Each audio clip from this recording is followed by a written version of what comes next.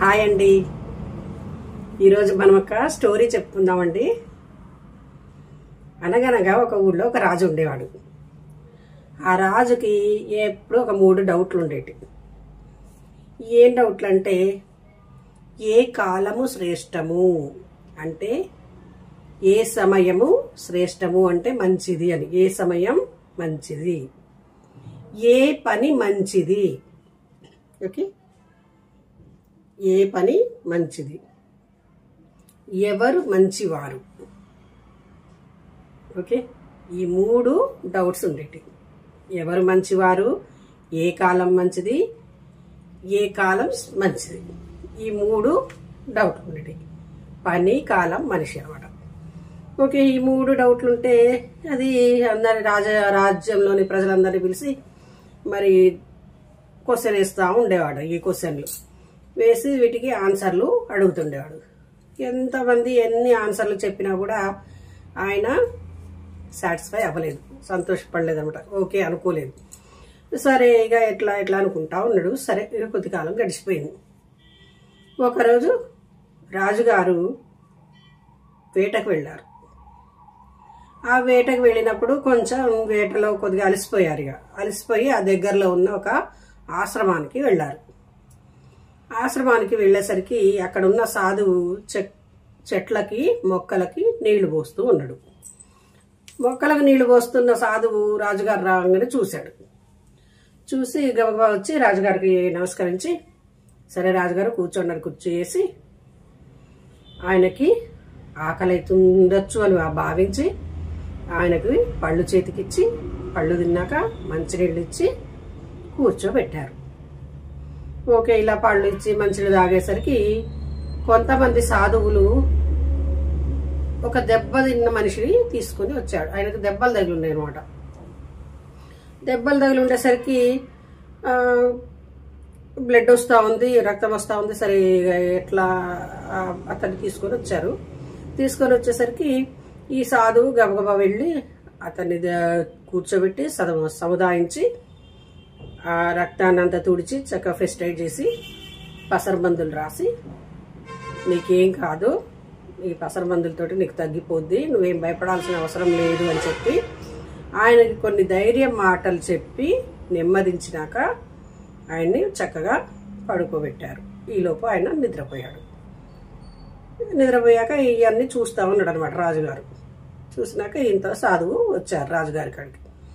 రాగానే సరే అండి, మరి ఇక నేను బయలుదేరుతానండి అని చెప్పి రాజుగారు ఆశ్రమం నుంచి బయలుదేరబోయారు. బయలుదేరబోయే ముందు నాకు చిన్న సమస్య, నాకు చిన్న డౌట్లు ఉన్నాయండి, అవి తీరట్లేదు, మరి మీరైనా తీరుస్తారా అండి అని సాధువుని అడిగారు రాజుగారు. చెప్పండి రాజుగారు అంటే, ఎవరు శ్రేష్ఠుడు, ఏ కార్యము శ్రేష్టము, ఏ కాలము శ్రేష్టము అని ఈ 3 క్వశ్చన్లను కూడా సాధువుని రాజుగారు అడిగారు. అడిగగానే సాధువు గారు అడిగారుగా, మీరు వచ్చిన కాడి నుంచి పోతున్నప్పుడు ఈ జరిగిన సంభాషణలోనే మీ 3 ప్రశ్నలకి సమాధానం దొరుకుద్ది రాజుగారు అన్నారు సాధు.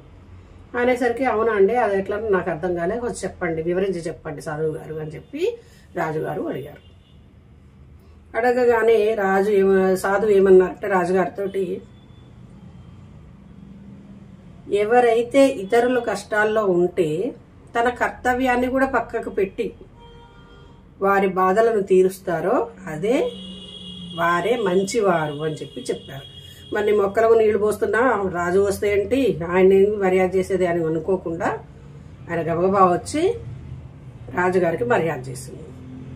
సరే రాజుగారికి మర్యాద చేస్తున్నావు కదా, ఏం చేయాలి అని ఊకోకుండా అప్పుడే వచ్చిన పేషెంట్కి గబగబా ఫస్ట్ ఎయిడ్ చేశాడు. అంటే సమయస్ఫూర్తి, ఏ సమయంలో ఏది చేయాలో అర్థమైన వాడే నిజమైన మంచి మనిషి అని చెప్పి సాధువు రాజుగారికి వివరించడం జరిగింది. ఓహో, ఓకే అండి, మంచిగా చెప్పారు అని సాధువు అన్నారు. తర్వాత ఏ కాలము శ్రేష్టము, ఏ కాలము శ్రేష్టము అంటే వర్తమాన కాలము శ్రేష్టము అని చెప్పారు సాధువు గారు. వర్తమాన కాలమే ఎందుకు శ్రేష్టము అంటే గతించింది, వర్తమానం అంటే ఇప్పుడు జరిగేది. ఓకే, గత కాలము మనకు తిరిగి రాదు. మనకి కష్టమే రావచ్చు, సుఖమే రావచ్చు, ఏమైనా రావచ్చు. కానీ అది అంతటితో అయిపోయింది. దాన్ని మనం తెలుసుకున్నంత వల్ల ఇప్పుడు వర్తమానంలో చేయాల్సిన పని మనం మర్చిపోతాం.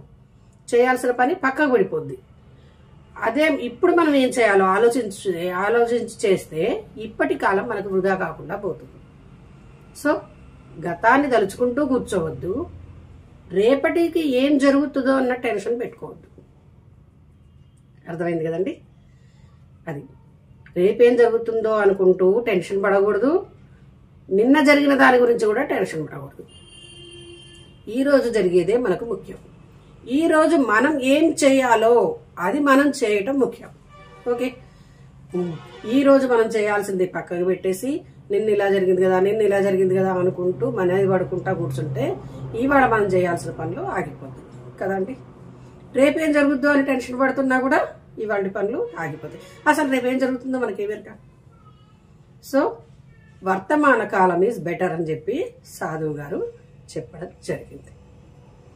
ఎవరు మంచివారు, ఏ కార్యం మంచిది, ఏ కాలము మంచిది, 3 దొరికినాయా ఫ్రెండ్స్? తన పని పక్కకు పెట్టైనా ఏ టైంలో ఏం పని చేయాలో తెలిసినవాడు శ్రేష్ఠుడు. కాలంలలో వర్తమాన కాలం బెటర్. ఏ పని అంటే తన పని పక్కకు పెట్టైనా ఇంకొకరి పని ఆదుకునేవాడు శ్రేష్ఠుడు అని చెప్పి చెప్పడం జరిగింది.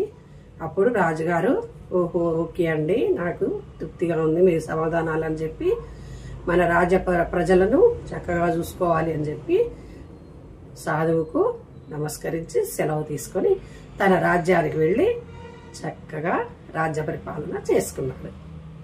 ఓకేనా ఫ్రెండ్స్? ఈ కథ నచ్చిందా? ఇంకే like, share, subscribe. Thank you for watching.